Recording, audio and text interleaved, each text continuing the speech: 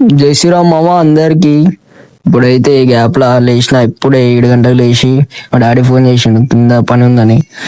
చలో వ్యూ అయితే చూడండి ఎట్లా సైలెంట్ ఉంటుంది. మన ఇంటి దగ్గర ఏరియాలో అయితే సైలెంట్ ఉంటుంది కోమా షాట్లా.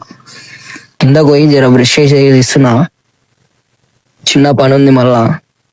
చలో మామిడికాయలు అయితే కట్ చేస్తున్నా. ఎప్పుడు కట్ చేయాలి, ఇప్పుడే కట్ చేస్తున్నా దనాదన.